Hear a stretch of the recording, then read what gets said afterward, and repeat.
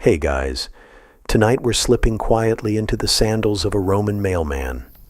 Yes, they had those. You're waking up just before dawn, somewhere in the sun-baked Italian countryside. The air is cool for now, with a soft, chalky mist hanging low over the olive trees. Your eyes are heavy, your legs already sore just thinking about what lies ahead. You blink away sleep and pull on your tunic, scratchy and a little damp from yesterday's sweat. In the quiet murmur of early morning, a rooster calls half-heartedly from a distant farmstead. You step outside, leather sandals creaking with the first few steps. Today, like most days, you're expected to walk. Not just to the next town, mind you, but a full day's march. Somewhere around 20 Roman miles. That's nearly 30 kilometers in case you're still rubbing your eyes and trying to convert units. So before you get comfortable, take a moment to like the video and subscribe, but only if you genuinely enjoy what I do here. And hey, I'd love to know where you're listening from. Drop your location and local time in the comments below. Now, dim the lights. Maybe turn on a fan for that soft background hum. And let's ease into tonight's journey together. Your path begins on the Via Flaminia, one of the great Roman roads stretching out from the beating heart of the empire. You squint at the horizon, where the path disappears into a hazy, golden fog. The road is straight, unnervingly so, and paved in heavy slabs of stone, each grooved and sunken from the countless wheels and sandals that have passed before you. The dust is fine and dry, and it immediately begins to cling to your calves like a second skin. You've been issued a leather satchel, heavy with scrolls and sealed messages. Some of them are wrapped in waxy cords, others tucked into hollow wooden cylinders. Each item feels oddly personal, even if it's just a tax update from Senator Flavius reminding a rural town how much grain to surrender this season. There's no applause for your early start, no crowds waving or children cheering. Just the soft clop of distant mule hooves and the slow creak of wagon axles. Historians still argue whether Roman couriers were more like state officials or disposable errand boys. In truth, you're a bit of both, important enough to be allowed on the roads, but not important enough to get much respect. Your body wakes up slowly, like a sluggish tortoise, one foot in front of the other. You pass a milestone, literally a milestone, carved with Emperor Augustus's name. Each stone was placed exactly 1 Roman mile apart. They're helpful in the way that painfully honest scales are helpful. You'll see at least 20 of them today. Try not to count. As you walk, the countryside stirs.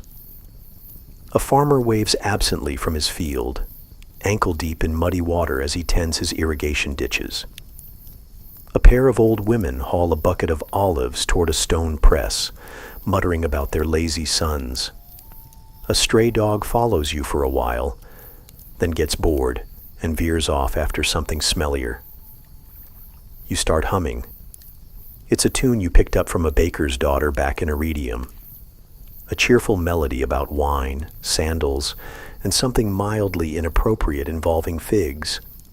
The rhythm of walking becomes its own strange comfort. Left, right, left, right. You adjust the satchel's strap on your shoulder, already feeling the pull of its weight. Inside are messages meant for towns, garrisons, and the occasional villa of a minor aristocrat who insists that every letter be scented with lavender. One scroll crackles as you shift. It's sealed with red wax, stamped with a coiled serpent, probably medical, maybe a shipment of herbs, or news of a plague. Best not to think about it too long. Just ahead, a stone bridge arches over a stream. The water babbles below, sparkling in the new sunlight. You pause briefly, not because you're tired, of course, but because Well, the bridge is pretty. And also, you're tired. You sip from a water skin. It tastes faintly of leather, dust, and something like fennel. The Empire may be a brutal machine, but the postal system, cursus publicus, is its bloodstream. Without it, commands wouldn't reach the legions. Grain wouldn't be allocated. Political insults wouldn't be delivered passive-aggressively across hundreds of miles. One mainstream fact that historians agree on: this system was one of Rome's greatest logistical achievements. Roads were maintained, stations were built, and couriers, people like you, were placed all along the arteries of control. But here's the fringe tidbit. You're not always delivering state secrets. Some messages are just odd. Last week you carried a scroll that was a step-by-step recipe for flamingo stew. Another time, someone mailed a love poem written entirely in goat metaphors. You didn't read it, of course, but you may be piqued. A little. You shift your weight again, feel a blister forming. Still 19 miles to go. At least the weather's kind. Cloudless. Warm. Just the occasional buzz of a cicada from a dry fig tree. By now the sun's climbing. The road ahead shimmers with heat. You tuck your chin down and march on. You're not a soldier. You don't get a sword or a helmet. But in a way, you're just as vital. The next milestone looms in the distance, and the first birds of the day swoop low across the fields. You trudge forward, scrolls rattling slightly in your bag, with 20 miles of empire still stretched before your aching feet. The sun is higher now, and the shadows are shrinking. You feel the warmth creeping down your back, sneaking under your tunic, and making everything feel just a little stickier than it did 10 minutes ago. The road stretches on, and your satchel shifts again, heavier than before, or maybe you're just starting to feel it more. Today's mailbag holds a strange variety of messages. You haven't opened any, of course, but the way they're bundled, the seals, even the smell, well, you've been doing this long enough to guess. Wax tablets wrapped tightly with cords, soft papyrus scrolls, even the occasional bark slip, used when parchment was too expensive or some senator's assistant ran out of proper supplies and panicked. One of the scrolls smells faintly of rose oil. Someone's trying very hard to impress someone else. Probably a third wife, possibly a gladiator. Love stories in the Roman Empire aren't exactly predictable. Another scroll is sealed with 2 eagles and a spear. You can almost hear the urgency in that one. Probably a military message, maybe a request for reinforcements, or laundry. You've seen both. There's a faint clink as something small shifts deeper in the bag. A tiny vial of ink, maybe. You've seen it before. Some scribes include supplies for the recipient to reply immediately. Quicker responses, quicker drama. Roman life moves fast, especially when you have a personal slave who can write your responses while you lounge in a bathhouse. Messages in wax and twine. Each one a little bundle of someone else's business, tied neatly and trusted to you. You, a man with sunburned ears, aching heels, and a grudge against every donkey who's ever taken a long bathroom break in the middle of the road. You pass a stone marker etched with the symbol of Mercury, the god of messengers, thieves, and travelers. All 3, really. Mercury watches over people like you, though sometimes it feels like he's mostly laughing at you. A historian once joked that Mercury probably invented sarcasm. Then again, historians still argue whether these messages, especially personal letters, were truly private, or casually read aloud by nosy station attendants. There's no real proof either way, but you've definitely heard some juicy phrases while passing through certain mansions. One time, A stable boy accidentally read a letter meant for a senator's mistress aloud during dinner. It did not end well. For the stable boy, you rub your shoulder where the satchel strap digs in. Twine bindings dig into the scrolls, pressing little ridges into the papyrus. Too tight, and the scroll will crease. Too loose, and it might unravel mid-march. You've learned the perfect wrap. Twice around, thumb knot, double tuck. If only your love life were that stable. As you walk, the road winds past a crumbling villa. Ivy chokes the columns. A statue of Jupiter has lost its nose. You imagine the house once held wine-soaked parties, scandalous whispered conversations, and arguments about olive prices. Now it's just a landmark, something people mention when giving directions. Turn left at the place where that merchant stabbed his cousin. The satchel shifts again. You reach inside and pat the bundles for reassurance. Still there, still dry, still legible probably. There's a message tied in purple twine, an expensive touch, likely a senator's order. You remember delivering a similar scroll last week that just said, "Find better fish." That was it.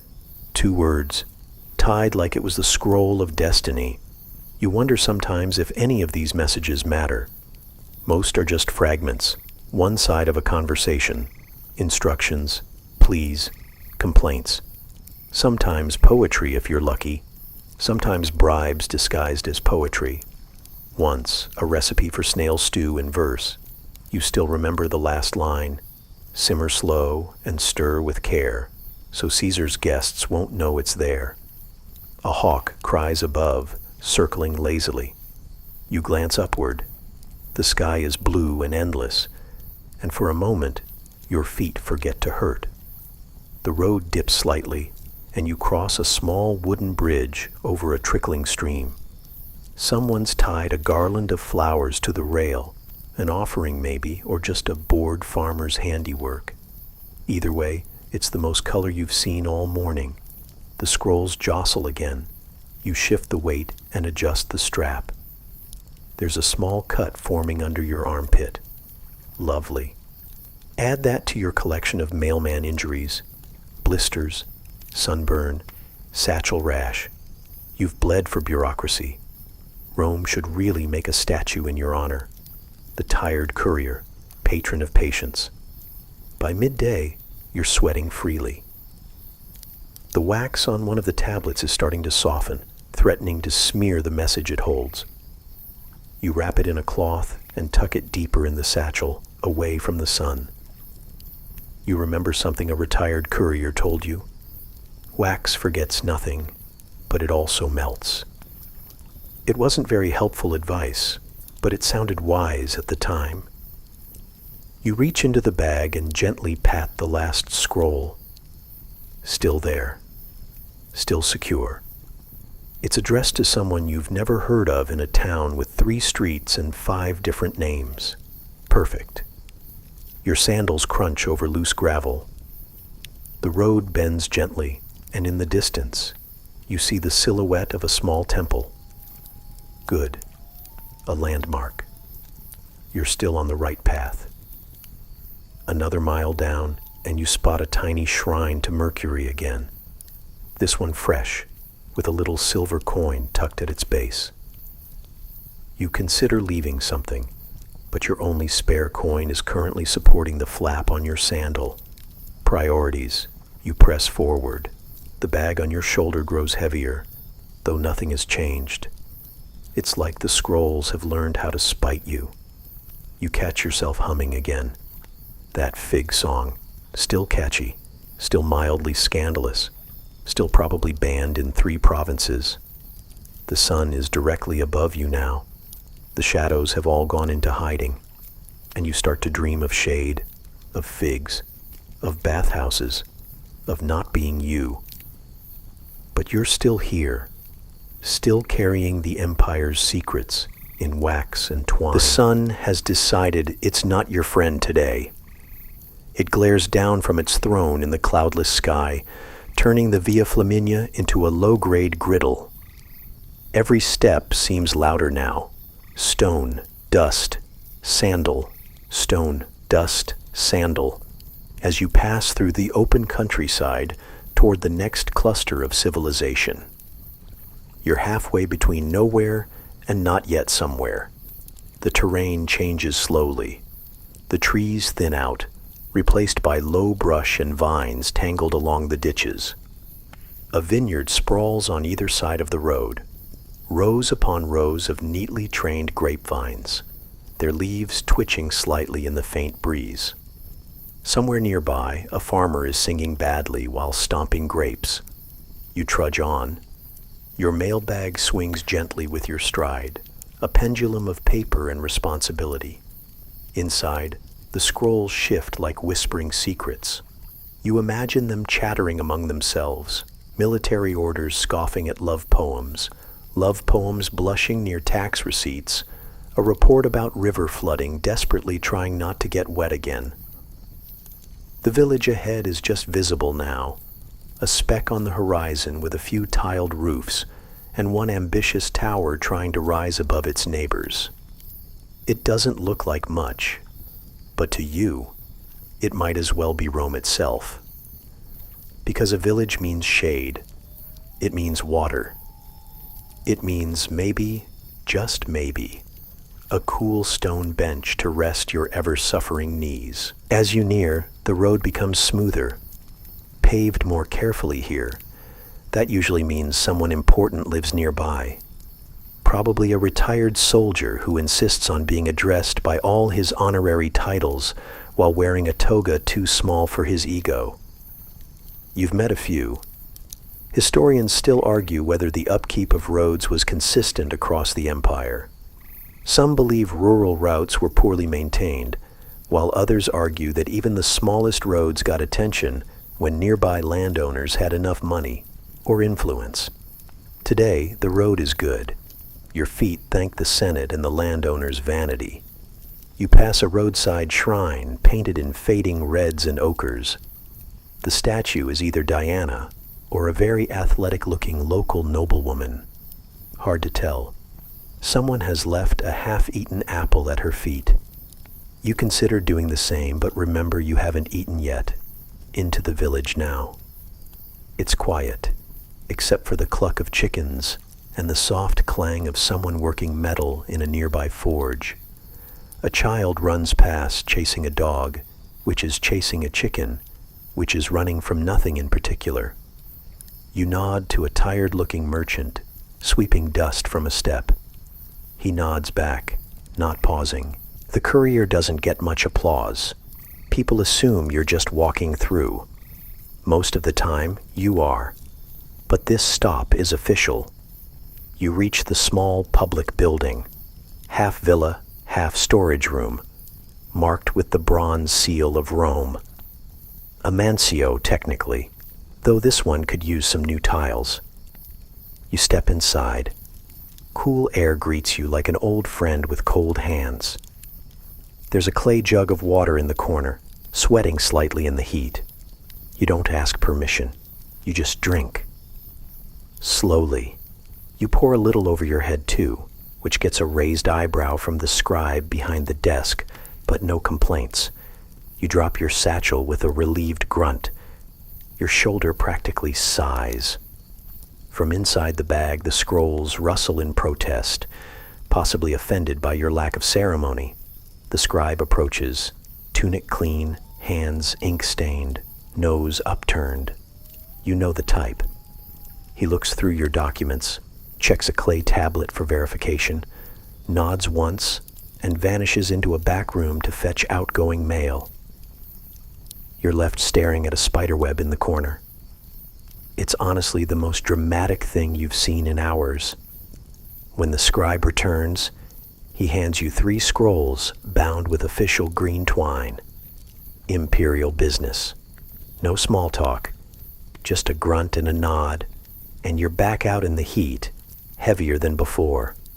But hey, at least there's a fruit vendor. You exchange your last real coin for a handful of figs. ripe, sticky, and just the right amount of messy. The vendor flirts just a little too obviously, probably hoping you'll deliver a message for free. You flirt back just enough to keep the figs coming. You do not promise to deliver anything. Back on the road. The village fades behind you like a dream that wasn't all that exciting. Ahead, the vineyards return, along with olive groves and a surprisingly aggressive goat blocking the path. You and the goat stare at each other. It blinks first. The landscape changes again. More hills now, more curves in the road. You start to climb gently, your calves whispering curses in Latin.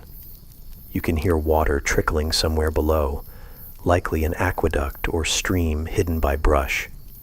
The vines here grow thicker, curling up trees and spilling over stone walls. You imagine you're walking through the empire's backyard garden, one endlessly long and strangely well organized, the kind of place where even the weeds are expected to pay taxes. You hum again, something slow and droning to match your steps. Even the birds seem to hum along. There's a rhythm to walking like this, a hypnotic sway of arms and legs, pouch and scrolls. The road has no end. You are the mail. You are the message. As you crest a hill, you pause to catch your breath and look back.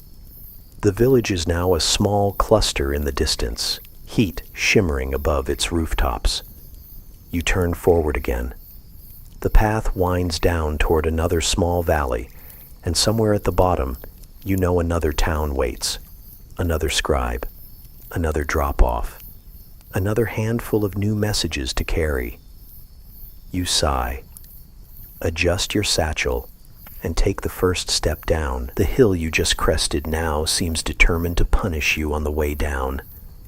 Every downward step jars your knees, and your sandals slip slightly on the loose gravel. You try to lean back, to brace, to pretend you're gliding instead of half falling in a controlled fashion. It's not elegant, but hey, grace isn't part of the job description. The path narrows as you descend, hedged in by low stone walls stacked without mortar, just dry-fit rocks and stubborn engineering. Vines and weeds spill over the edges, and a few bees float lazily in and out of sight. The air is warmer here, heavier. The smell of rosemary and dust follows you like a faint perfume. You hear the next manchio before you see it. Clinking metal, hooves on cobblestones, the distant thud of someone wrestling with a stubborn latch.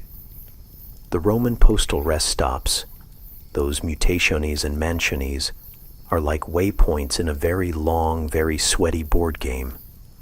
They're usually staffed with tired bureaucrats, bored stable boys, and one old man who insists he fought with Caesar, even though he's only 50. This stop isn't much. A cluster of buildings in a clearing, with a courtyard in the middle and a surprising number of chickens. You enter through a crooked archway. A tired-looking soldier eyes you from under a portico. You nod. He nods. No one says a word. Inside the stables, a boy is brushing a mule that looks personally offended by its job. You hand over your token, an inscribed wooden tag that says you're due for an animal exchange, and wait while the boy mutters something about the last guy who took the good horse. You're not surprised. The good horse is always gone. You consider your options.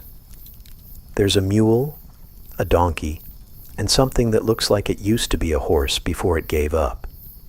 You go with the mule. You've had worse conversations with mules than with humans, honestly.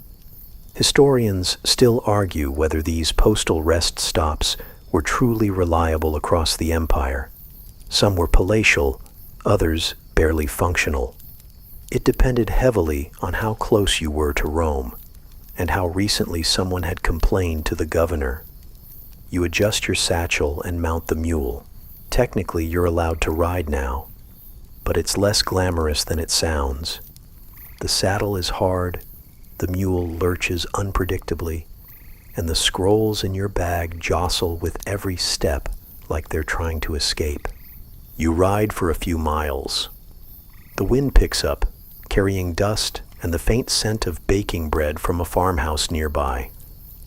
You pass another courier going the opposite direction. He gives you a look that says, "Still walking, huh?" And you respond with a look that says, "Still employed somehow." The cursus publicus, Rome's sprawling mail and transport network, runs on tokens and status. Some couriers, those carrying urgent imperial messages, get fresh horses every 10 miles. The rest of you? You get a mule, a lukewarm water jug, and a knowing smile from the stable hand.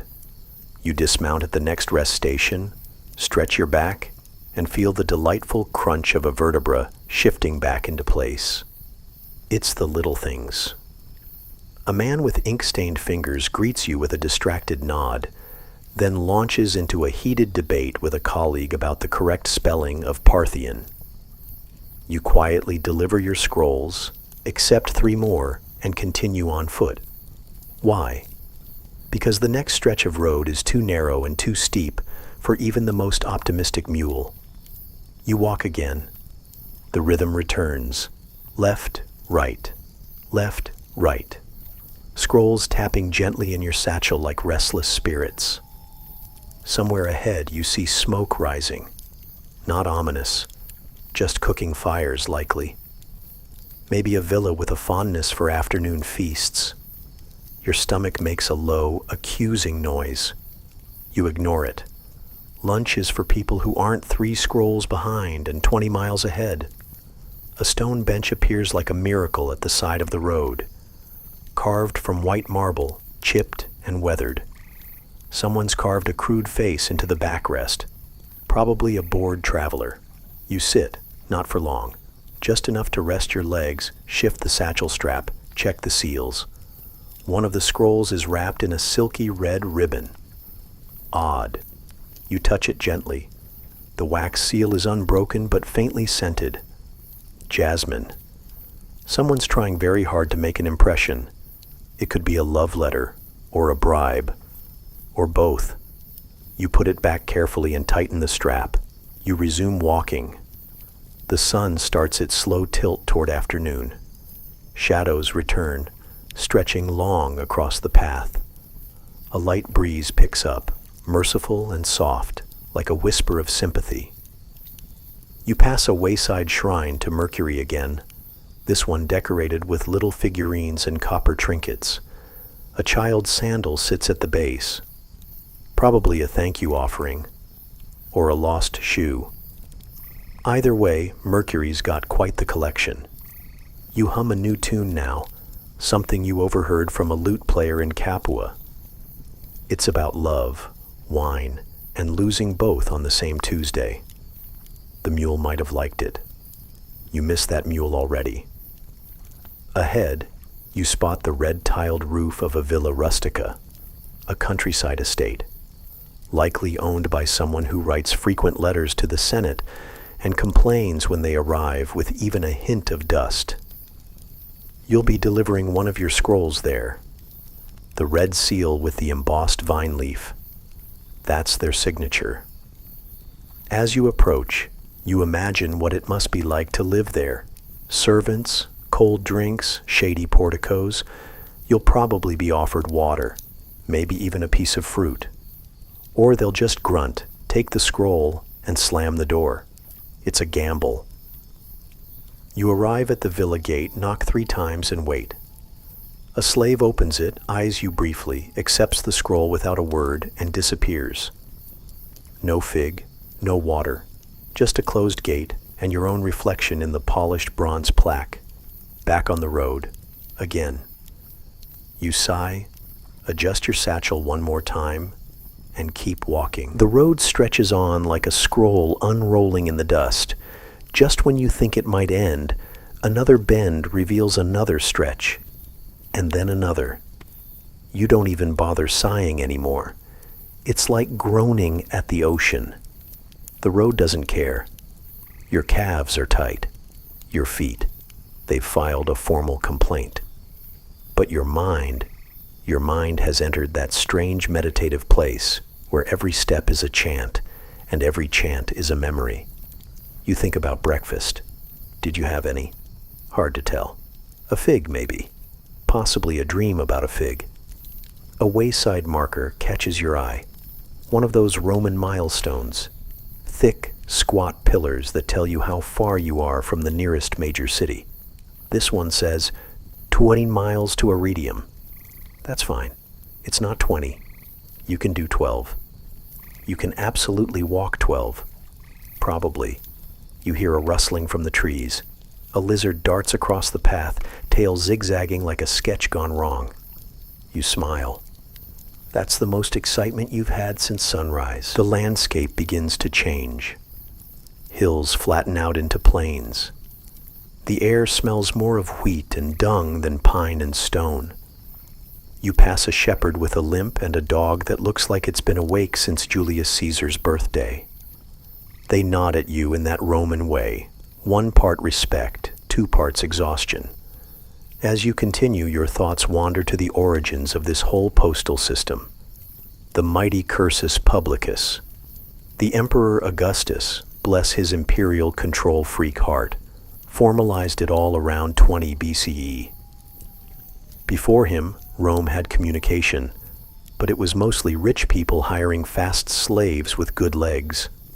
Augustus decided that the empire needed efficiency, and nothing screams efficiency like standardized government mail routes and a fleet of couriers with worn-out knees. Quirky fact: the Romans may have borrowed the whole concept from the Persians. Yes, those same folks who once invaded Greece and invented garden parties. The Persian royal road had similar way stations, what Herodotus called a system where neither snow, nor rain, nor heat, nor gloom of night stays these couriers from the swift completion of their appointed rounds. Sound familiar? Yep.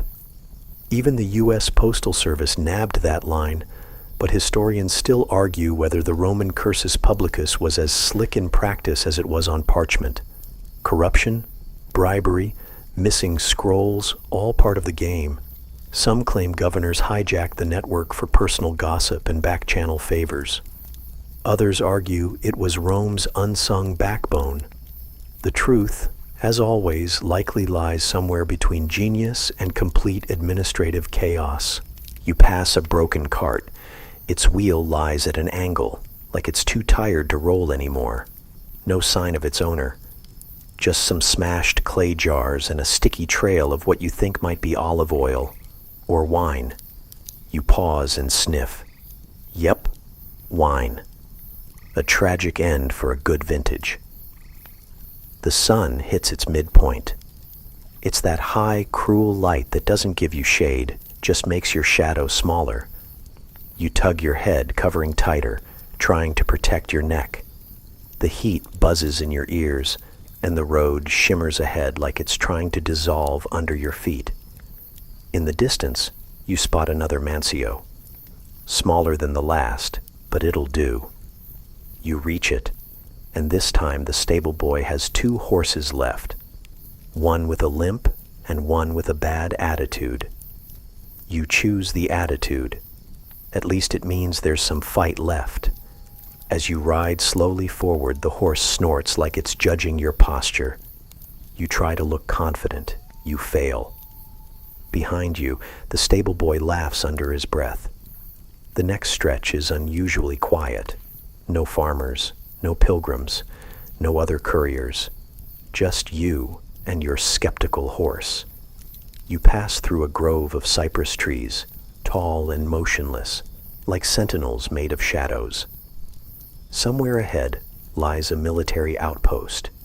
You'll need to stop there to have one scroll authenticated. The Legion keeps a seal that proves delivery, especially when the message contains tactical orders or poetry. Roman generals had feelings too, apparently. You reach the post and are greeted by a soldier whose armor squeaks like it hasn't been oiled since the last eclipse. He eyes you, grunts, and reads the label on your scroll. "From the governor of Hispania," he mutters. "They always write too much." He stamps it, hands it back, and says, "Don't drop it, or I'll make you copy it by hand." That's not an empty threat. Once, a courier you knew slipped crossing a stream and ruined a whole sheaf of papyrus. He spent 3 nights copying every single word under the watch of a very smug scribe. His hand cramped so hard he couldn't grip a spoon for a week. So yes, you hold the scroll like it's made of eggshells. The road picks up again and you ride on. The horse seems slightly less judgmental now, like it's decided you might be worth tolerating. The wind picks up. Finally. It brings the faint scent of lemon and fish, a coastal breeze. You're getting close to your halfway mark. That's something. You hum again. This time it's a tune about Mars, the god of war, getting dumped by Venus for being too intense. It was popular in the taverns for a while, probably banned in the forum now. A passing ox cart blocks the road briefly. The driver waves apologetically and offers you a dried fig. You accept it. It's dusty and wrinkled, but it's the best thing you've eaten today. You savor it for 3 whole steps before it's gone. The scenery shifts once more. Vineyards now, stretching like green quilts across the landscape. Farmhouses dot the land, red tiles shining in the sun. You feel a flicker of envy. Those people probably have bread, and shade, and beds. You haven't seen a bed since Tuesday, but you've got a job, and a scroll, and a horse that no longer hates you entirely. That's something. The vineyards slip behind you like spilled ink on parchment, and once again you're alone with the sound of hooves, the creak of saddle leather, and your own thoughts, which by now feel like rowdy roommates that refuse to clean up after themselves. The sun dips slightly westward, casting long shadows that slither ahead of you like skinny dogs leading the way home.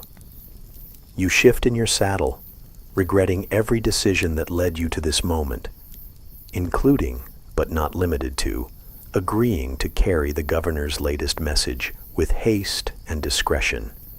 Discretion is easy. You haven't talked to another soul all day. Haste? Not so much when your horse insists on stopping to sniff every rock with the intensity of a poet contemplating a flower. You crest a ridge and catch a glimpse of your next destination, a small but important town known for its grain stores and suspiciously chatty fishmongers. This settlement, like many others dotting the empire's arterial roads, owes its very existence to the Roman obsession with roads and order. Straight roads, strong walls, predictable tavern menus. That's civilization, Roman style. As you draw closer, the outer buildings rise from the earth like chipped teeth, weather-worn and haphazardly painted, their red and ochre facades shouting faintly at the landscape. You pass under an arch, faded inscription, probably once a triumphal boast, and clop into town. The air smells like sweat, vinegar, and roasted onions. It's kind of awful, but it's also kind of homey.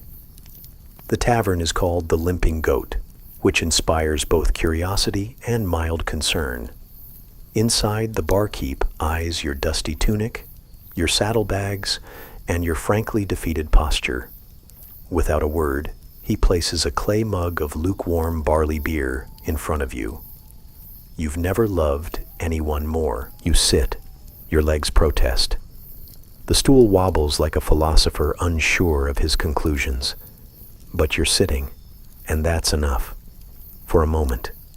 Behind you, a group of retired centurions argue about the grain tax. One swears it's going up.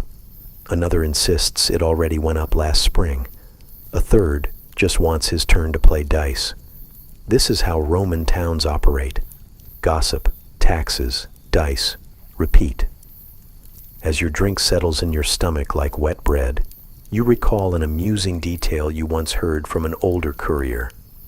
How, in some remote provinces, local officials would fake messages just to make it seem like their town was more important to Rome. They'd hire scribes to copy irrelevant correspondence from years ago, stamp them with counterfeit seals, and send them off again. Apparently, it boosted morale, or gave the governor something to read while ignoring his wife. Historians still argue whether such practices were isolated acts of fraud or part of a broader psychological game Rome played on itself, like pretending Germania was almost pacified for over a century. You step outside, reluctant to get back on the horse, but knowing that staying means listening to one more argument about fish prices. You adjust the saddle, pat the horse, like you're trying to convince both of you that this is a great idea, and ride on. Beyond the town, the landscape opens into olive groves. Gnarled trees stretch in orderly rows, their trunks twisted like dancers frozen mid-spin. You reach out and pluck a ripe one as you pass. It tastes like salt and spite. Somewhere around mile 15, you reach another mutationase, a change station. These are not glamorous places. Think less charming postal outpost, more sweaty man with 2 goats and a clipboard. This one has a spare mule and a disinterested teenager in charge. You hand over your travel docket. He squints at it, shrugs, and waves you to the mule. Now you're walking again. The mule follows behind, carrying your satchel. You name him Horace. He does not care. With the road stretching on and silence settling over everything like a sleepy fog, your mind wanders to the logistics of the Roman postal system again. Official couriers like you, part of the cursus publicus, were granted diplomas, not the congrats you graduated kind, but official travel permits marked with wax seals. These allowed you access to state animals, shelter, and priority roads. Without one, good luck.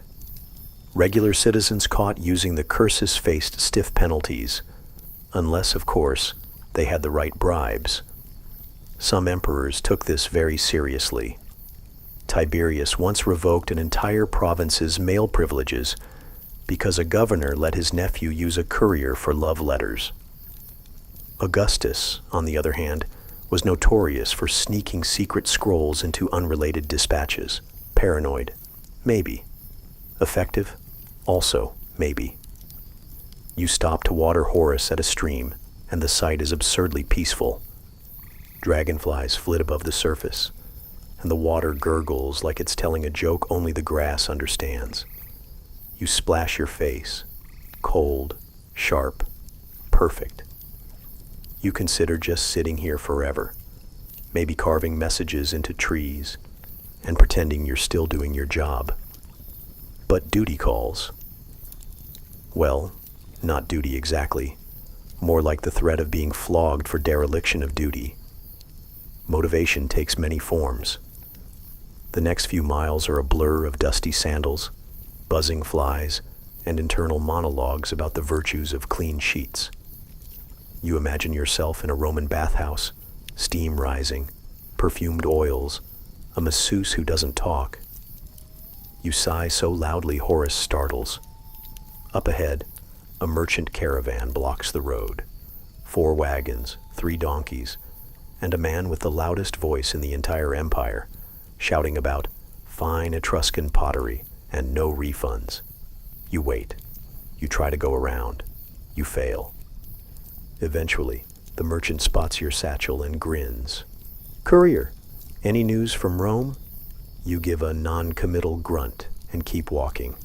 He laughs. "That bad, huh?" He's not wrong. You finally pass, and the sun dips lower. You calculate you've walked around 20 miles so far. Not bad. Your joints are staging a coup, but you're alive, and technically on time. Ahead lies another mansio, and this one, you've heard rumors, has beds. real ones, with hay that's less than a month old. You whisper a prayer to Mercury, god of messengers, bribes, and clever escape plans. As twilight curls around the hills and your shadow fades, you walk toward that faint glow in the distance, a promise of food, sleep, and at least 1 hour where you won't be walking. You deserve it. Mercury willing, you might even get a second fig. The road crunches underfoot as darkness begins to settle.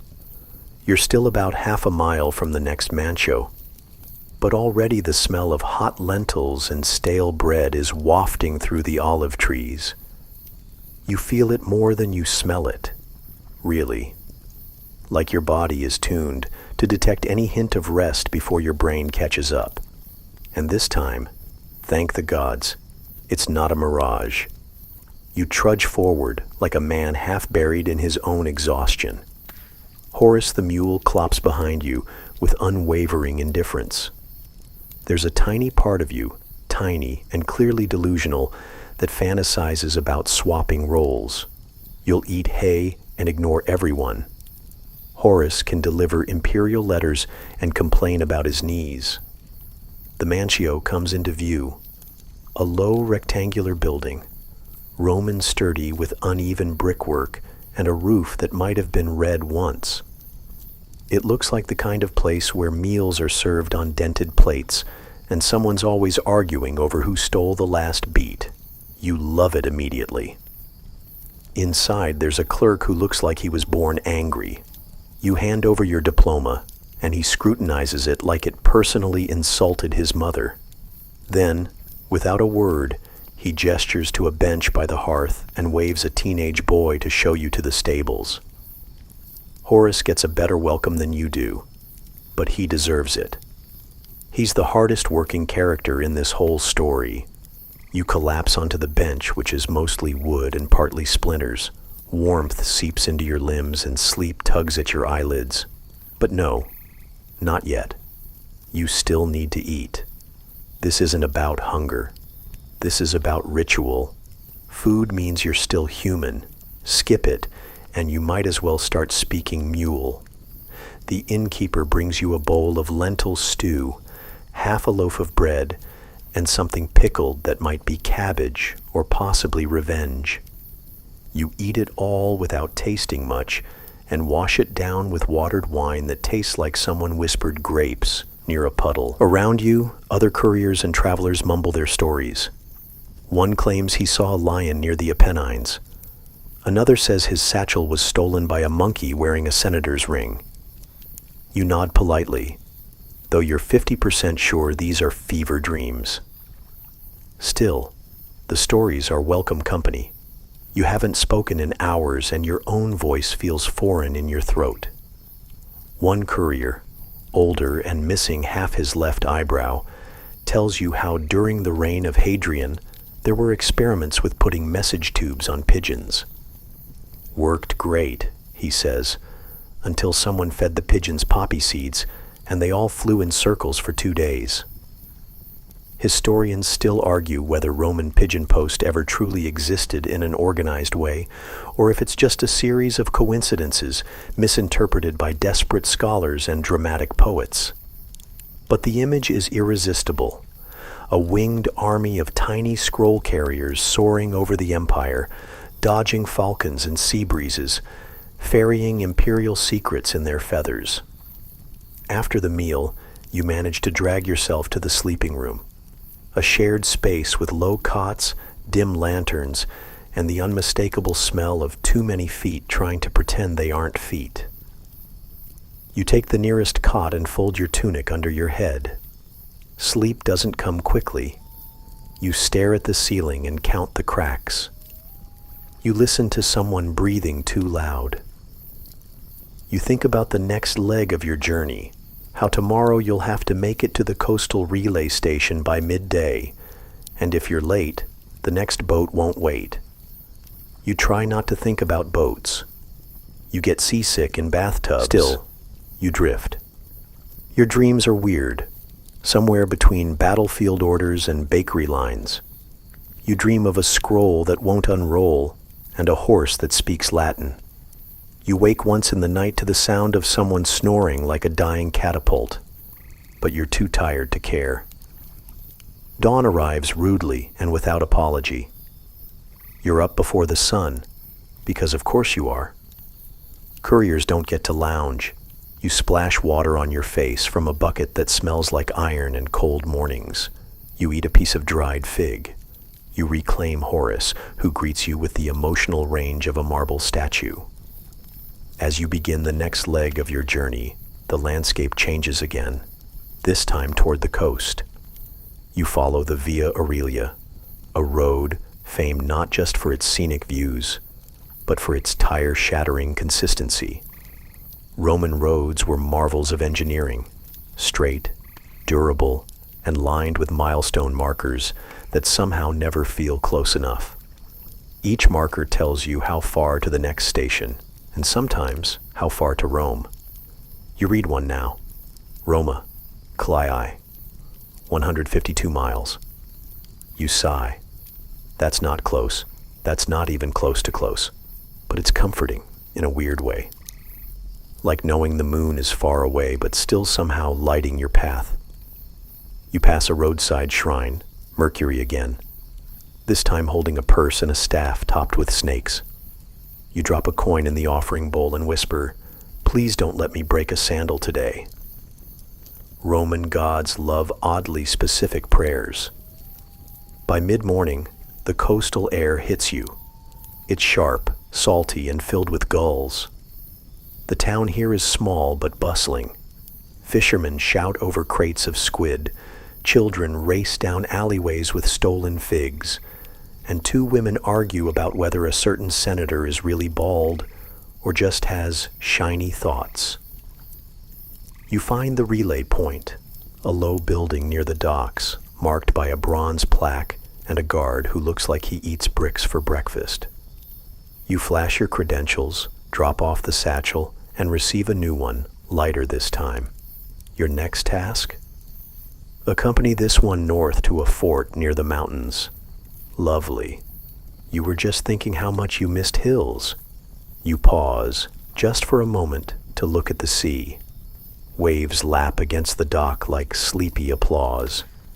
A merchant ship creaks in the water, ropes swaying gently. You imagine what it must be like to cross the empire by boat, skimming over blue waves instead of pounding your feet against stone. And then you imagine being trapped in a storm, clinging to the mast as cargo barrels break loose and fish slap you in the face. You shake the image off. The road calls again. Or rather, it doesn't call so much as stare at you expectantly, like a teacher who knows you forgot your homework. So you take one last deep breath, pat Horace, still unbothered, and head toward the hills. And as the salt air fades behind you and the green ridges rise ahead, you realize something. You may be exhausted, underpaid, and perpetually hungry. But you're part of something bigger. You're the invisible thread that binds provinces to politics, soldiers to safety, emperors to empire. You're a Roman mailman, and you still have 10 miles to go. The miles roll underfoot like reluctant scrolls. Your legs ache, your tunic clings from the rising heat, and your mind drifts somewhere between sleep and daydream. Horace plods alongside you, steadfast and annoyingly well-rested. You envy his simple purpose. Walk, eat hay, repeat. No politics, no deadlines, just 4 hooves and 0 worries. You pass another milestone. This one is cracked and partially buried, but you make out the inscription, "Tiun miles to Castrum Albinium." Good. That's your next major relay fort. A stone building with iron gates and bored sentries who chew fennel seeds while you unload your message satchel. But more importantly, it has a bathhouse. You fantasize about that bathhouse as if it were a temple. Warm water, steam, the scrape of a strigil across your sore back. Even if the water smells slightly of cabbage and someone's old sandals, it will still be glorious. Your route takes you along a river for a while, quiet, silvered with sunlight and lined with poplar trees that lean like gossiping aunts. You catch glimpses of farmers tending to flax and onions. A woman rinses clothes while singing a song so soft it feels like it might float away. You wave. She doesn't wave back. That's fair. You're sweaty, dusty, and muttering to yourself about bathhouses. Further along, a shepherd boy waves. You wave back. He throws you a walnut. It hits Horace, who blinks slowly in judgment. The boy laughs and runs off. This is what passes for entertainment in the countryside. You reach a crossroads marked by an old statue. Mercury again, this time with a missing hand and moss creeping up his legs. Beneath him is a stone bench where you sit for a moment. Not long, just long enough to breathe and rub your calves. You think about the other couriers, spread across the empire like veins under a vast marble skin. One of them is probably wading through Gallic mud right now. Another, no doubt, is trying to explain his presence to a suspicious Egyptian guard who doesn't care that the scroll he's carrying has a wax seal and smells faintly of olives. Being a Roman courier means being invisible in every language, ignored by everyone unless you're late. And then they care very loudly. You've been shouted at in 5 dialects. You're fluent in all of them now, mostly the swears. The road turns rocky and uphill. You groan and look at Horace. He doesn't even flinch. You consider briefly riding him, but he's a government mule, strictly no passengers.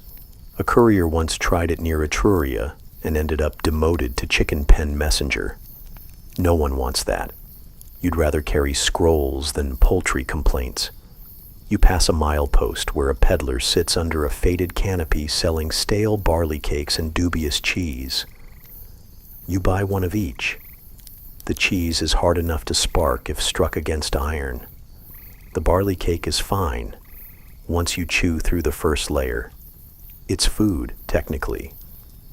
The peddler tells you a story between mouthfuls of his own inventory, claims a message he once carried for a dying general never made it to the Senate because a goat ate it en route. You raise an eyebrow. He swears it's true. That goat now lives in legend. Some say it was assassinated. Others say it still haunts message stations, bleeding in Latin. You don't believe him. But the image is comforting. By late afternoon, the road evens out, and you spot the watchtower of Castrum Albinium on the ridge. Square, solid, sun-dappled stone walls. Roman engineering at its finest. Sturdy enough to last centuries, and ugly enough to repel both enemies and interior decorators. You're waved through by a sleepy guard with bad posture. He barely glances at your satchel. You step inside and breathe out. There's the bathhouse, steam curling from a vent in the roof like a welcome sigh. There's the canteen, probably serving burnt millet and gossip. And there's the message office. You deliver your scrolls, sign your name, and collect your new route. It's for tomorrow. Today, you get to rest. First, you head straight for the bathhouse. You hand over a copper sesterce and a smile to the attendant, who responds with a grunt and a ladle of lukewarm water. Close enough. The caldarium is a tiled room echoing with dripping water and the gentle mutter of other bathers. You soak. You steam. You scrape off a week's worth of grime. You exhale so deeply, you may have lost part of your soul to the condensation. Someone's arguing about the quality of Roman sandals. Another man is reciting a poem about turnips. No one makes eye contact. This is sanctuary. This is what heaven must smell like. If heaven were slightly moldy and involved shared towels. You dry off, change into a clean tunic, and wander to the dining area. Dinner is stew again, this time with chickpeas. You eat slowly, deliberately, like a man on vacation, which, by your standards, you are. Someone asks you if you've ever been to Britain. You shake your head. Too wet. Another suggests you volunteer for the Gaul route. You fake a yawn so long it ends the conversation. Later you find a cot in the courier barracks. You stretch out, arms behind your head, staring at the ceiling beams. You hear distant footsteps, the clink of armor, someone snoring already, and then silence. Real silence. The kind of silence that only comes when the day is done, the road has ended, and for once, you're not thinking about the next message or the next mile. You smile. You made it. At least for today. Tomorrow the Empire will call again, but tonight, you're just a man in a tunic with a full belly, clean feet, and a mule named Horace dreaming in a stable. Sleep comes like an old friend. And for the first time in weeks, you don't resist it. You wake just before dawn, not to the call of a trumpet or the bark of orders, but to the soft wuffle of Horace in the nearby stable. Even your mule is more punctual than most Roman bureaucrats. You sit up, stretch, and rub the sleep from your eyes. The barracks are still quiet, just a few fellow couriers lacing sandals or murmuring about route changes. One of them snores like an off-tune flute. Someone else coughs up last night's stew in rhythmic huffs. This is the Empire's communication backbone. Half-awake men with scrolls, sore calves, and questionable hygiene. You pack your bag. The satchel is lighter this time. Just one sealed document and 2 papyrus rolls, one of which smells like lavender. You try not to wonder why. It's best not to speculate what senators are writing to each other about at this hour. Romance? Trade secrets? Military rants? All above your clearance level, and frankly, your interest level. Horace is already loaded up and ready. You tie the satchel to his side and check his hooves. One is chipped. You make a mental note to request a reshoe at the next fort. He snorts at your touch like he resents being micromanaged. Fair. Back on the road. The sky is brushed with early light, pale, peach-colored, and soft, like a watercolor painted by someone who's never known a war. Birds call. The road stretches ahead, smoother than yesterday's path, but deceptively so. You know what's coming. The bridge. The bridge is your least favorite part of this route. Not because it's dangerous, though it is. Not because it's long, though it stretches like a stubborn debt across a narrow gorge, but because it wobbles, just slightly, enough to unsettle the very bottom of your soul. When you reach it, the wood groans beneath your steps. Horace, for once, pauses. Even he doesn't like it. The planks creak like they're whispering about you. You step cautiously, one foot in front of the other, gripping the side ropes like they'll somehow save you from a plunge into the rocky riverbed below. Halfway across, you spot a lizard sunbathing on the handrail. It flicks its tail, unbothered by your mortal fear. You envy its calm. You mutter a prayer to Mercury, god of travelers and, presumably, nervous messengers. The wind picks up. The bridge sways. You mutter again, this time in a less reverent tone.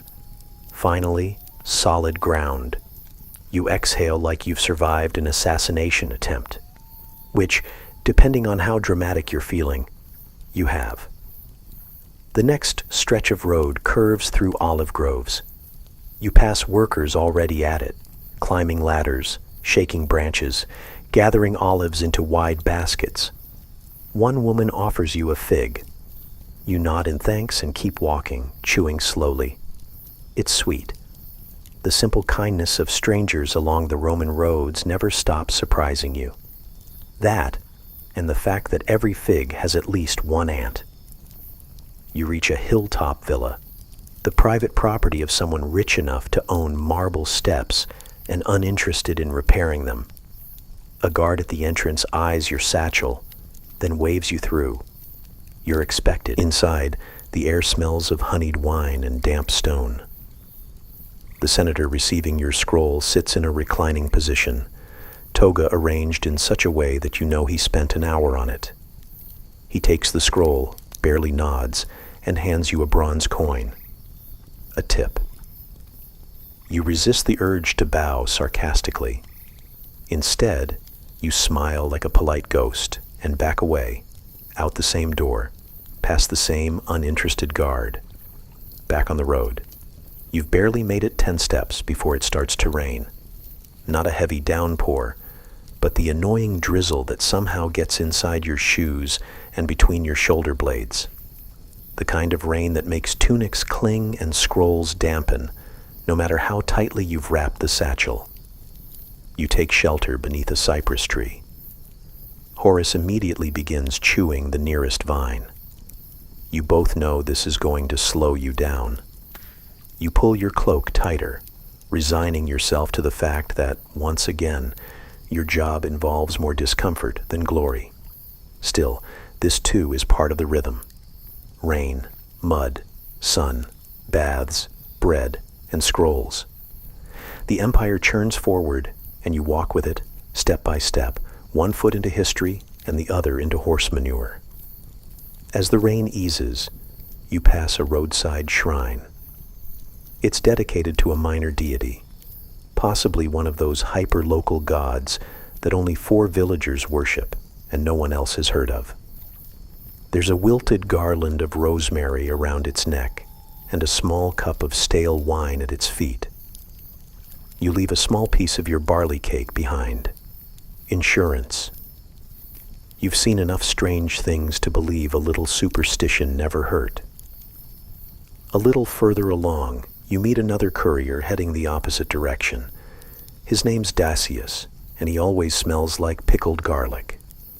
You exchange tired nods, swap a joke about Senator's handwriting, and continue without ceremony. You've both got miles to go. You descend into a valley next. The path winds past a vineyard and a crumbling aqueduct that still dribbles water like an ancient faucet. A pair of boys fish beneath it with string and chipped amphora handles. One of them waves. You wave back. He asks if you're a soldier. You tell him no. Worse, a mailman.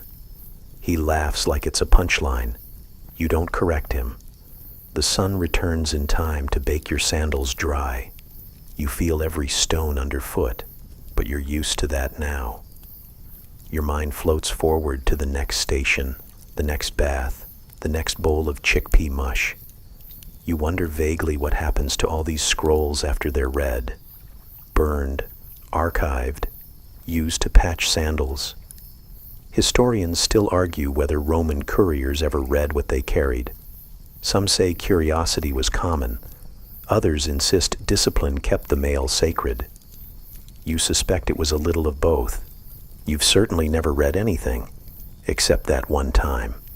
And that scroll was already unsealed, and it involved a particularly scandalous love poem and 3 goats. So really it was community service. You round a bend, and in the distance, you spot the tiles of the next fort glittering like wet coins in the sun. It's still several miles off, but it's visible. That's enough. Your legs ache, your feet are blistered, and Horace looks like he's about to file a formal complaint. But you're still moving, still walking, still delivering the world, one scroll at a time. The outpost comes into view slowly, like a promise that's finally being fulfilled. Its squat towers and rough-hewn walls might not impress a senator, but to you, and likely to Horace, it's a 5-star resort with oat privileges. You've come to know these places by heart. The creaky gates, the dusty courtyard, the tired guard who greets everyone with the same half-scowl. As you approach, a boy runs out, probably the station assistant or the cook's kid. He yells something about a package going north, but you wave him off for now. First, you need water and bread, and ideally, a place to sit where your knees don't creak louder than a war chariot. Inside the outpost walls, it's the usual bustle. A few other couriers, a blacksmith hammering away at a mule shoe, someone arguing about a late message that supposedly never arrived. You park Horace in the shade and give him a grateful pat. His ears twitch in annoyance, but he accepts the attention. Maybe he's growing fond of you, or maybe he knows there's barley coming. A clerk greets you with the enthusiasm of someone who hasn't slept in 3 shifts.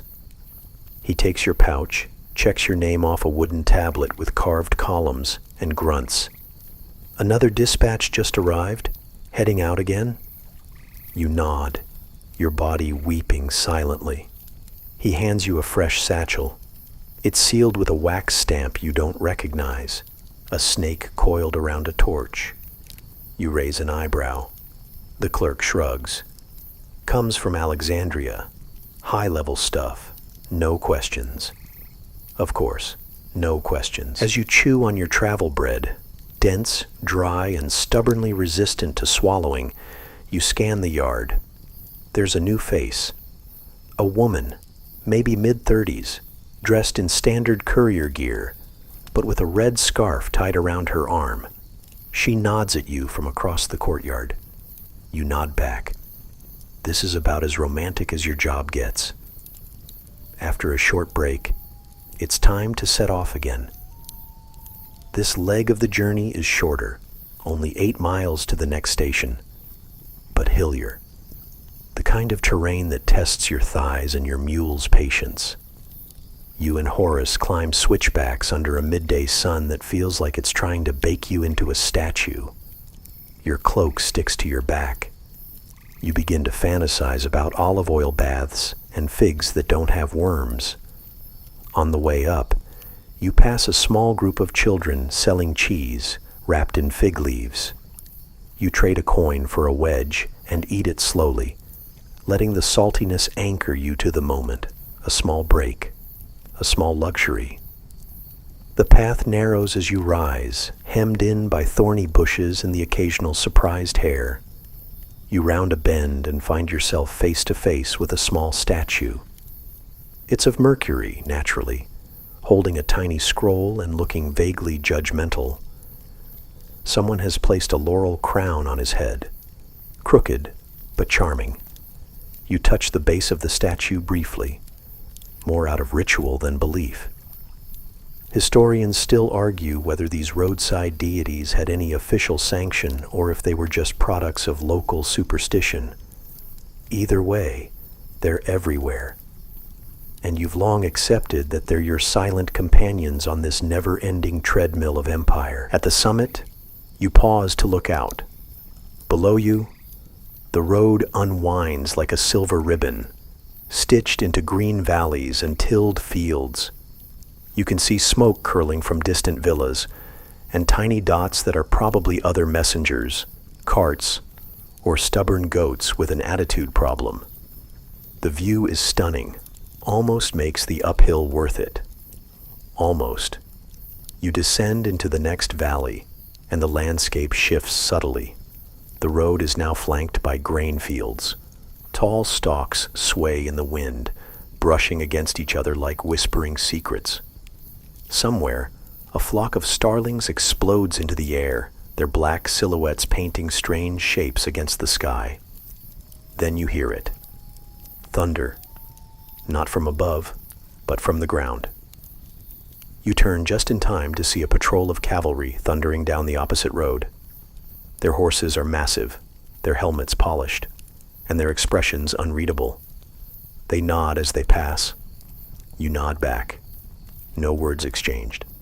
Just that mutual, quiet acknowledgement. We're both parts of this giant Roman machine. After they pass, you keep moving. The sun shifts, casting longer shadows. You find yourself walking beside a slow-moving caravan. Traders from Gaul, judging by their tunics and carts filled with dyed cloth and amphorae. One of them offers you dried apricots in exchange for a joke. You tell him about the senator who sent a love letter to the wrong mistress and ended up marrying a very angry librarian. He laughs and gives you 2 apricots. Worth it. As you approach the next station, you begin to limp slightly. Blisters again. You remind yourself that Roman sandals were never designed with marathon delivery runs in mind. You fantasize about future civilizations that might invent soft shoes, maybe even with something squishy inside. You call it cushion technology. It'll never catch on. The outpost is quiet. This one's smaller, more rustic. Just a stable, a stone bench, and a wooden table. The clerk looks about 12.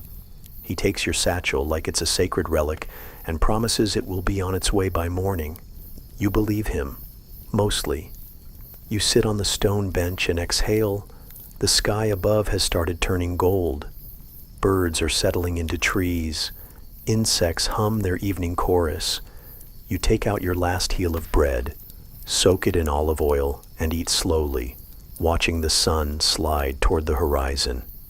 It's been another long day, another 20 miles, another 3 scrolls delivered, 2 olives traded, 1 joke told, and 0 letters accidentally read.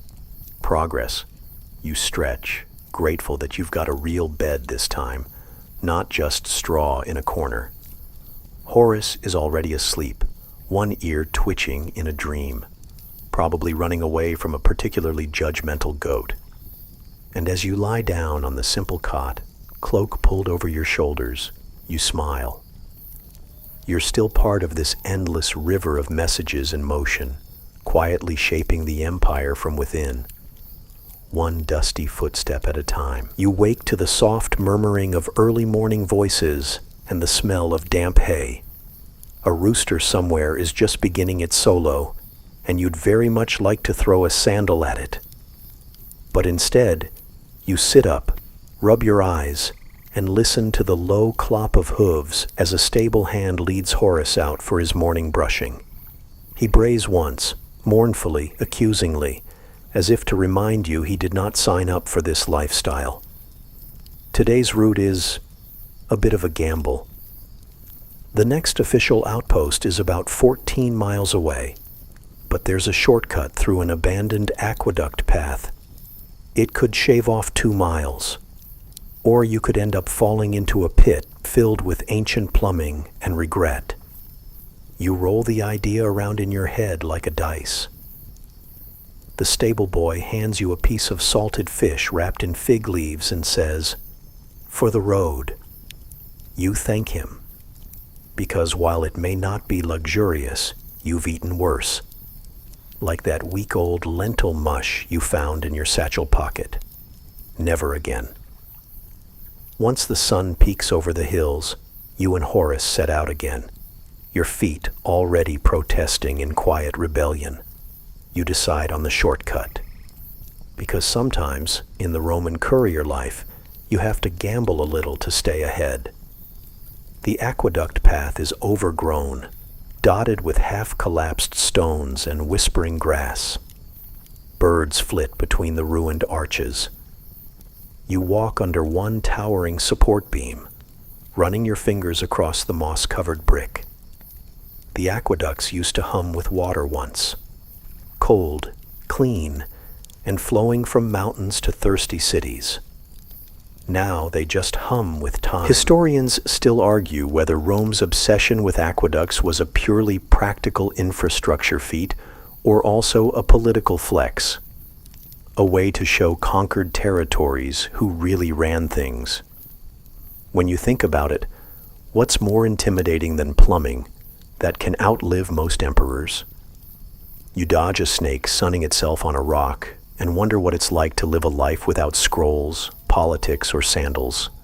Just bask, hiss, and repeat. Eventually, you rejoin the main road, legs already tingling from the detour. It's not long before you see signs of civilization again. farmhouses with clay-tiled roofs, children chasing chickens, and smoke curling gently from morning cook fires. A woman offers you a bowl of goat's milk and a prayer for safety. You nod your thanks and keep moving. The milk tastes like someone whispered cheese into water, but hey, hydration is hydration. A few miles later, you encounter a problem, a real one. The bridge up ahead is out. Half the wooden slats have collapsed into the stream below. A cart is stuck on the far bank, its wheels spinning uselessly, while a donkey watches with world-weary eyes. Two soldiers are already there, arguing over whether to reroute or attempt repairs. One notices you and waves. "You're a courier, right?" he calls. "Think you can ford it?" You look at the stream. It's shallow-ish. But those slippery rocks and the weight of Horace's hooves could turn this into a very damp scroll recovery mission. Still, you nod. Because, of course, you're a Roman courier. You've marched through sandstorms, sleet, and that time you had to share a room with a guy who only spoke in Virgil quotes. You remove your sandals, hoist the scroll satchel high, and guide Horace into the stream. He hesitates. You whisper encouragements. He blinks at you. Then, in a moment of unexpected grace, he walks, carefully, delicately, through the water like some kind of divine mule. You follow, your feet slipping slightly, your heart pounding. Success. Both of you emerge damp but intact. One of the soldiers claps. "That beast deserves a laurel wreath," he jokes. You look at Horace. He probably agrees. Back on dry land, the road continues winding through fields of wild rosemary and lavender. The scent is heavenly, and for a moment, the job feels less like toil and more like a slow-motion nature documentary. You reach into your pouch, nibble on the salted fish, and daydream about opening a roadside tavern.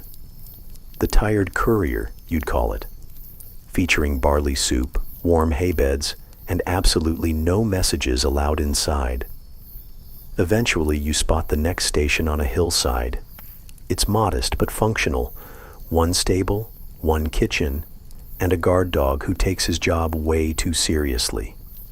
The clerk here is different. Clean tunic, friendly eyes, and a habit of saying, "Blessed Mercury," under his breath. He takes your satchel and checks the wax seal carefully. Then, he leans in and says, "You're not done yet." Of course not. He hands you a smaller pouch. Urgent scroll. Needs to go another 6 miles to a coastal villa perched high on a bluff. Belongs to some retired naval official. Very important. Very impatient. You sigh inwardly, give Horace a few figs for morale, and start again. The road narrows as it climbs, and the breeze picks up. You can smell salt in the air, briny and sharp. The trees here twist in the wind like dancers caught mid-spin. Somewhere below, the sea crashes against cliffs. You reach the villa near sunset. It's massive. Columns, statues, even a tiny fountain shaped like a dolphin. You knock. A slave takes the message without even meeting your eye. You don't care. You're already thinking about the return trip. But then, as you're about to leave, a steward offers you wine. Chilled. Real wine. He says the master is grateful for the swift delivery. You sip. It tastes of grapes and glory. Sometimes the empire rewards its messengers. Not often, but sometimes. As you sit on the villa's stone steps, watching the sun dip below the waves, your legs aching and your face warm from the drink, you realize something. This is ridiculous, but also kind of beautiful. You're a living wire, stretched taut across the Roman world.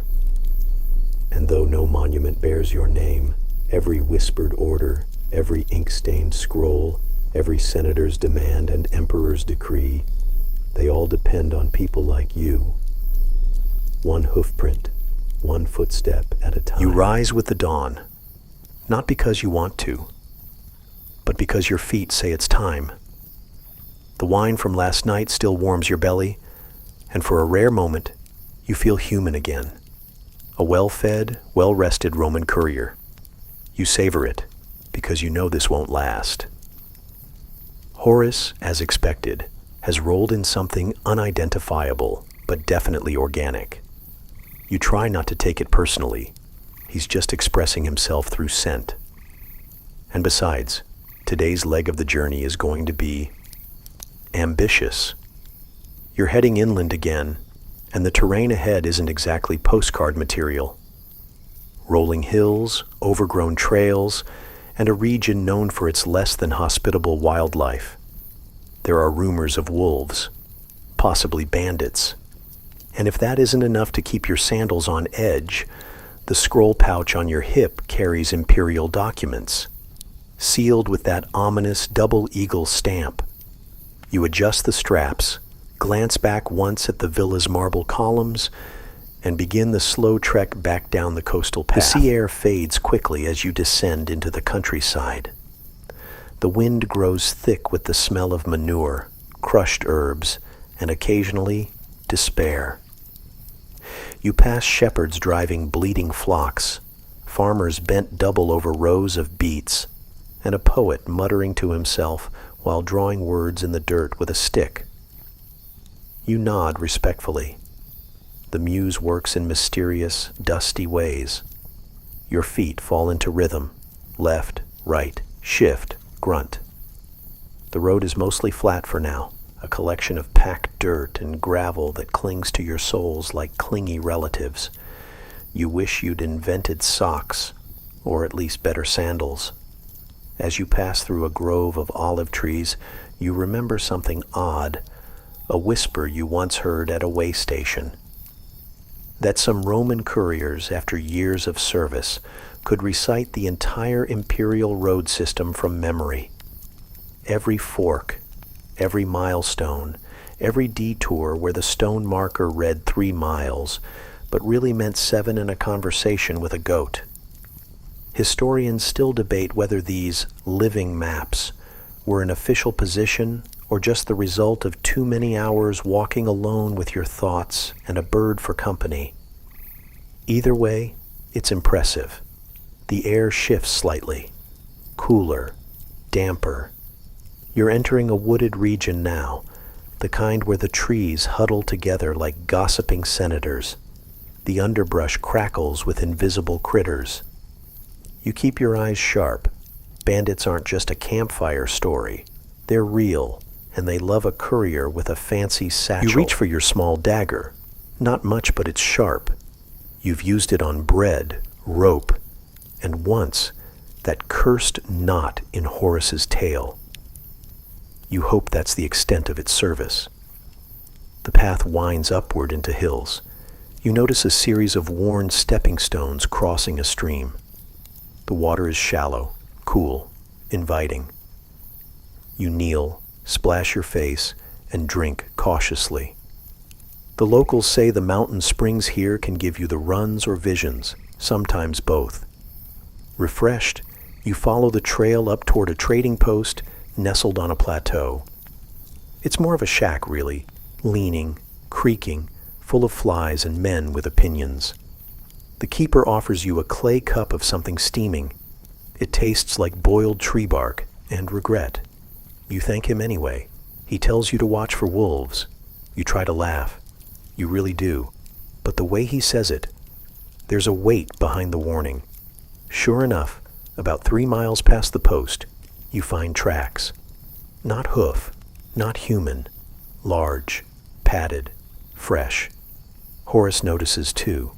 His ears flatten, and he starts walking like someone owes him money. You keep moving, heart thudding a little louder with each step. A shadow flits across the trail ahead. Just a deer, you tell yourself. Probably. Maybe. You decide it's time to hum a little. Nothing loud, just enough to remind the forest you're not prey. Something tuneless, half remembered from your youth. It seems to work. or maybe you just get lucky. Either way, you and Horace make it through the thickets and back onto a wider, sunlit path. Relieved, you arrive at the next relay point. It's smaller than expected, just one bored boy and a rusty bell. He takes your name, offers a thin blanket and some stale barley bread. You eat it like it's a feast. While you rest, you overhear another courier boasting about carrying a message from the Emperor to the farthest edge of Britannia. 3 weeks through cold, mud, and ill-tempered locals who thought Latin was a kind of soup. You raise your cup in silent salute. We've all been there. There's something oddly comforting in these moments. Shared suffering, shared silence, shared jokes about chafing. It's a brotherhood of blisters. That night, you sleep under the stars again. No roof, just sky. The Milky Way stretches above like spilled wine across black marble. You think about how big the empire really is. Roads connecting provinces like veins, carrying ideas, laws, orders, and people like you. You roll onto your side and wonder, when you're long gone, and someone finds your sandals buried in mud 100 years from now, will they know who you were? Will they guess the miles walked, the storms faced, the scrolls delivered? Historians still argue whether most Roman couriers were slaves, freedmen, or well-paid specialists. The truth is, you feel like a little bit of everything, bound by duty, free to roam, rich in stories, if not coin. You close your eyes, letting the crickets sing you into sleep. Tomorrow's route waits. You wake to the cold, not the polite chill of early morning, but that deep, creeping kind that nestles between your shoulder blades and whispers, "Time to move, or I'm staying." The stars are fading, and the first hints of pale light thread through the trees. Horace is already up, sniffing something unseen, tail twitching like he's got an opinion about your life choices. You stretch with a satisfying series of cracks, then stand, brush the dust from your tunic, and get your bearings. Today's stretch is known as the Ridge Walk. Less of a road, more of a dare. Rocky, narrow, and exposed to the elements, it hugs the hills like a drunk senator hugs a podium. Barely. The wind greets you like a slap with a wet scroll. You pull your cloak tighter and begin your ascent. Each step a little gamble against slipping into history. Literally. The ridge offers no shade, but the view? It's the kind of sweeping panorama that would inspire a mosaic. Golden fields, speckled villages, and lines of stone roads like cracks in a giant amphora. You pause to breathe it in. It's moments like this that make the blisters almost worth it. Almost. As you trudge along, you recall a peculiar fact. The Roman cursus publicus, the imperial postal system you serve, once experimented with message-carrying pigeons. That's right. Winged messengers trained to fly between stations. But after too many missing birds and messages pecked beyond legibility, the birds were retired, or possibly eaten. Historians still argue whether the pigeon experiment was official policy or just a desperate plan by a single overworked magistrate. Either way, you're comforted knowing your competition once involved tiny feathered rivals. Your stomach rumbles loudly. Breakfast was a memory, and the next station is, if your mental map is right, still 3 Roman miles ahead. That's about 2.7 modern miles, but it feels like 10 when the road tilts upward and your sandals whisper death threats. As you round a sharp bend, you spot a marker stone, Ad Stationem X68 2MP. Relief, and then you hear it, clattering wheels, coming fast. You press yourself against the slope as a Roman cart barrels past, drawn by 2 sweating mules and driven by a man who shouts, Make way, mail rat. With the joy of someone who never has to walk the ridge, you offer a sarcastic bow. Horace barks once, unimpressed. The cart kicks up a storm of pebbles, one of which hits your knee. Of course it does. You hobble onward. Soon enough, the ridge gives way to gentler hills. There's more grass here, and the air smells like lavender and sun-warmed earth. You let yourself relax just a little, and reach into your satchel to check the state of the scrolls. One wax seal is slightly smudged, but intact. You adjust its position carefully. This one's addressed to a regional magistrate. If it arrives damaged, you'll be the one explaining why his retirement bonus notification looks like it went through a lion's lunch. You pass a group of children herding goats. One of them waves. You wave back and suddenly remember being that age, barefoot, chasing chickens, dreaming of adventure. Funny how adventure always looks better from a distance. A little farther on, you spot something unusual, a milestone that's been modified. Someone's carved a crude smiley face into it. Underneath, it reads, M. Calvis was here, still waiting for pay. You chuckle. Calvis, whoever he was, knew your pain. You wonder if he ever got paid. Historians still debate how regularly Roman couriers were compensated. Some records show generous stipends, others hint at months of delay and widespread grumbling. You reach the next station, this one modest, but bustling. A fresh relay mule is available, but you decline. You've come this far on foot. No sense cheating now. You do, however, accept a bowl of lentil stew from the cookhouse, which tastes better than it smells. You sit with another courier, older, balder, face like a sun-dried prune.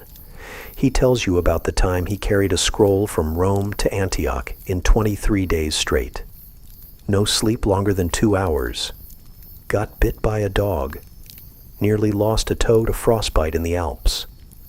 And you know what? He'd do it again. You raise your clay cup in salute. We're all mad here. Before you leave, he offers you a tip, a shortcut through an abandoned vineyard that'll save you a half-mile. Watch the bees, he says. Bees? You take the path anyway, because every step saved is one closer to sleep. The vineyard is eerie in the mid-afternoon light. Rows of twisted vines and toppled trellises stretch like skeleton fingers across the hills. You move carefully, watching for broken pottery, and, yes, bees. A lot of them. Apparently, this place is also home to a feral hive the size of a bread oven. You tiptoe past like a man sneaking out of a senator's daughter's bedroom. Slow, silent, do not provoke. You make it out alive. Horace only gets stung once. You feel a little bad for laughing. As you descend into the next valley, the shadows grow long, and the air thickens with humidity. You're nearing the marshes. Every courier dreads the marshes. Why? Because nothing screams a good time like clouds of gnats, treacherous footing, and the constant fear that your next step might squelch you into the underworld. But that's tomorrow's problem. Tonight, you rest at a station perched on dry ground. You eat barley cakes, drink weak wine, and patch a hole in your sandal with a bit of waxed string. Horace finds a lizard to chase. All is well. You lie back, staring at the stars. Somewhere out there, far beyond the horizon, the emperor sleeps in a marble palace, and here you are, dirt-streaked and mosquito-bitten, carrying his words across the world. You smile. It's absurd. It's glorious. It's life on the road. The marsh awakens before you do. A low fog curls around your ankles like a sleepy cat with a grudge. The air smells like wet grass, old frogs, and that sour funk only a Roman marsh can conjure. Half decay, half mystery stew. You blink against the early light and step cautiously onto the boardwalk, a slippery series of wooden planks that stretch ahead like a dare. Horace sniffs the damp air and sneezes. You mutter something about regretting all your life decisions, especially the one where you said, "Yeah, I'll deliver mail." How hard could it be? Your sandals make soft, squelching noises, the kind that say, "This was once dry land, and now it wants revenge." You walk. The Roman Empire's postal routes were marvels of organization, except when they weren't. While engineers paved straight stone roads across hills and valleys, marshlands were trickier. Here, the cursus publicus had to get creative, laying logs, building causeways, even constructing floating rafts to ferry mail in the worst areas. Historians still argue whether some of these routes were designed by civil engineers or just panicked locals trying not to drown. You pause to shift your satchel. The scrolls inside are bone dry thanks to your oilcloth wrap, but your back feels like it's sweating out the last of yesterday's lentil stew. Birds call out, hidden in the reeds. Somewhere to your left, water bubbles ominously. You keep your eyes on the planks, and then, mid-step, you hear it. Slosh. You freeze. A slow glance to the right reveals two things: a sunken log and a pair of eyes hovering just above the waterline. Watching. Crocodile? No, not this far west. Probably a marsh dog, or maybe one of those massive Roman eels. Yes, eels. Romans were obsessed with eels. Wealthy families kept them as pets. Some even gave them names and decorative jewelry. Historians still debate whether this was eccentric luxury or just peak Roman weirdness.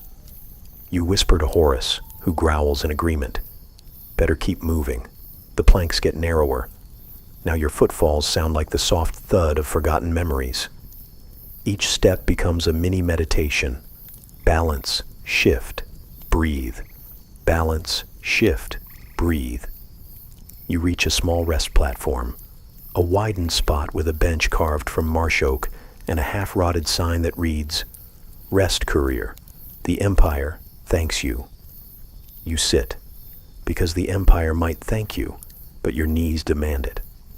You pull out a small wax tablet and stylus to jot a quick note. It's become a ritual, little entries to yourself, chronicling the journey.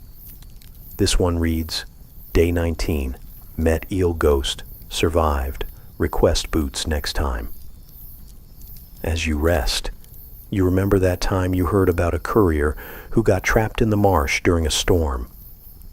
Survived 3 days eating water snails and talking to a heron named Lucius. Supposedly, he delivered his scroll soaked, but intact. The heron followed him back to the station and stayed for weeks. Historians still argue whether Lucius ever actually existed, but if he did, you'd have bought him a drink. You rise and press on. By late morning, the fog lifts. Sunlight pierces the mist, revealing lily pads, tall reeds, and the occasional startled frog. The boardwalk ends at a patch of packed gravel, blessedly dry and solid underfoot.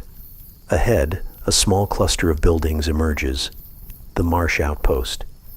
This isn't a full station, more like a checkpoint. It's manned by one surly clerk and a surprisingly chipper mule. The clerk barely looks up from his scrolls as you hand over the sealed missive for inspection. He nods, stamps it with a bronze seal, and returns it to you with the enthusiasm of a baked turnip. But the mule? The mule is thrilled, nuzzles your satchel, nibbles Horace's ear, and nearly steps on your foot in excitement. You pet it once, and it follows you for 3 paces, like you're its long-lost hero. You don't have the heart to tell it goodbye. With the marsh behind you, the terrain changes again. Low hills roll into view, golden with late summer grass.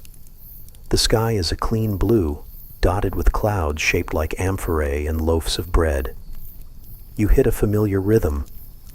Each step now carries a strange confidence, like your legs have finally decided they're in this with you. The road curves gently through the hills, and for the first time in days, you feel good, even majestic. You pass a traveling merchant, cart loaded with jars of honey, baskets of olives, and what might be a stuffed peacock on a stick. He asks if you're delivering secret Senate business. You smile and say, "If I told you, I'd have to scroll you." He laughs, a good laugh.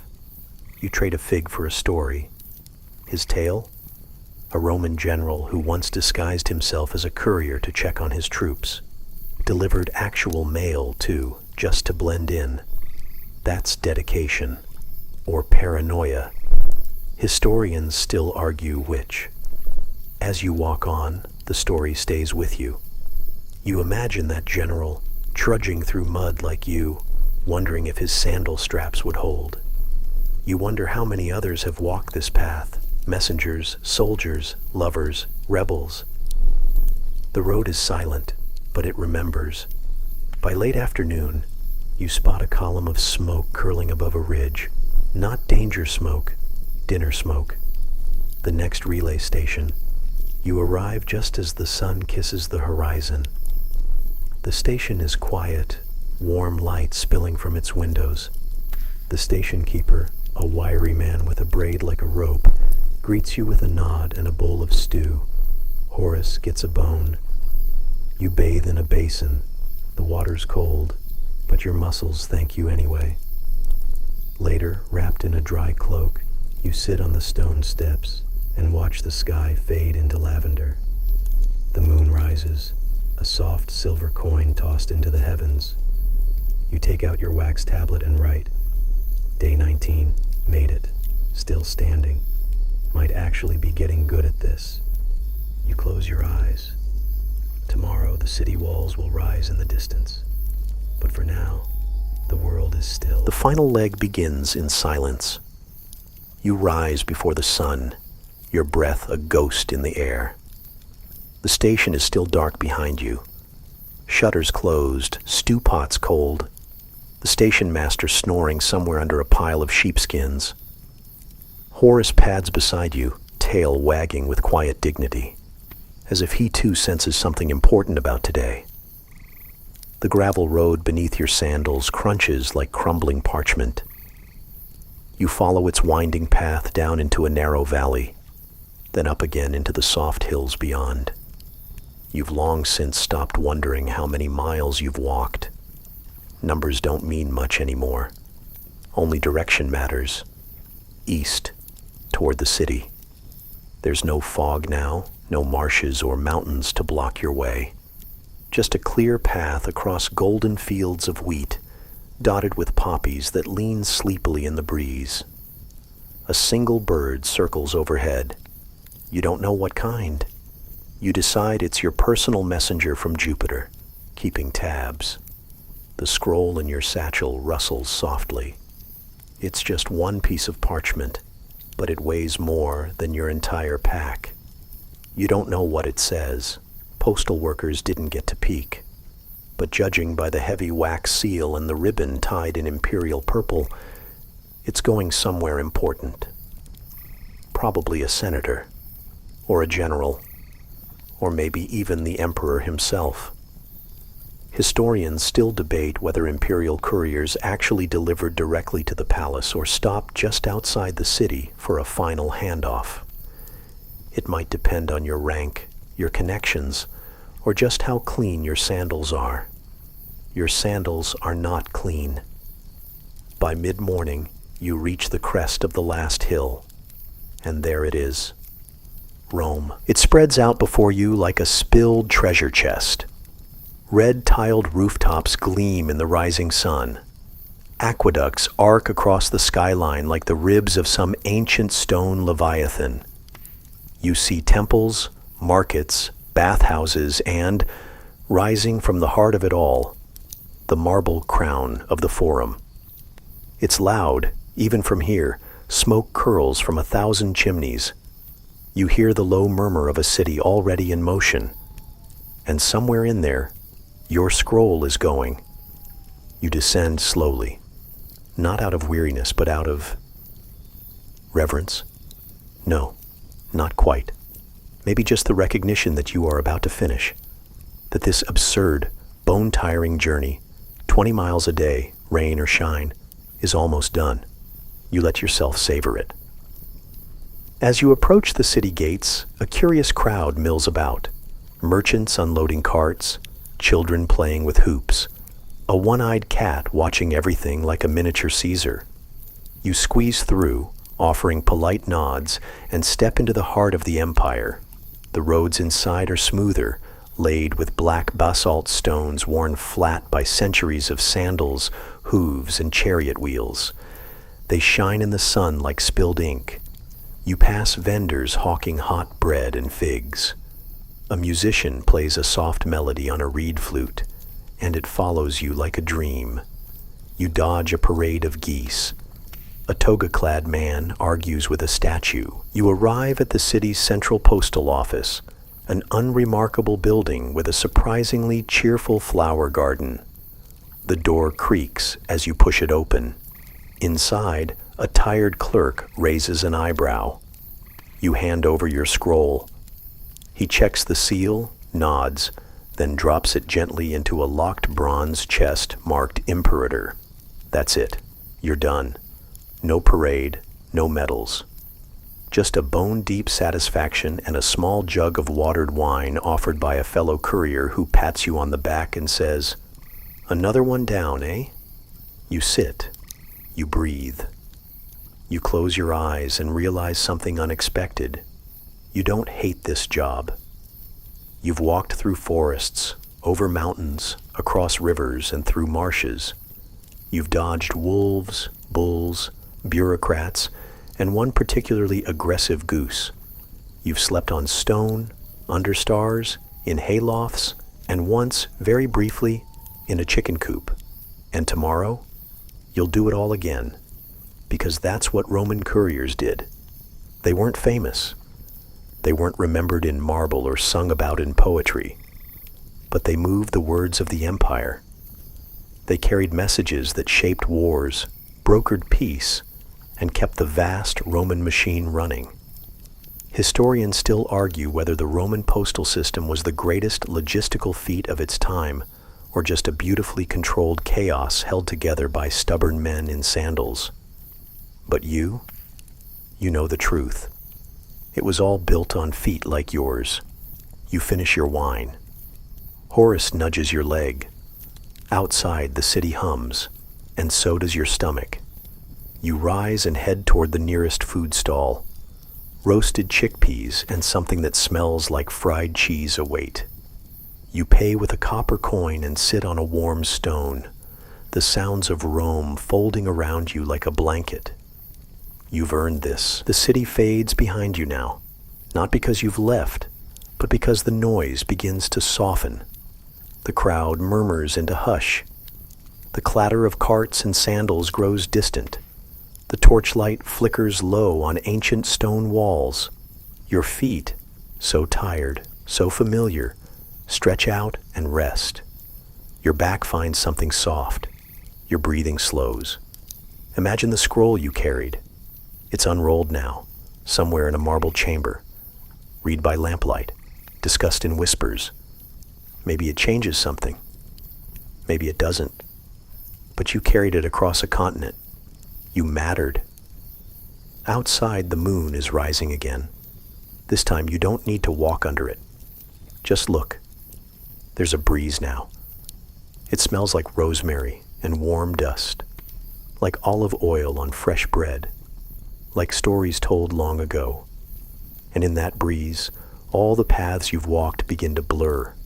The marshes, the forests, the hills, they fade gently into one long road that stretches towards sleep. Your limbs grow heavier. Thoughts drift like autumn leaves. The names of places, of people, of roads. You don't need them anymore. Only rest. You did the thing. You walked the miles. You kept the promise. And now, the world goes quiet for you. Close your eyes. Let the torches dim. Let the satchel drop. Let the sandals cool. you're home.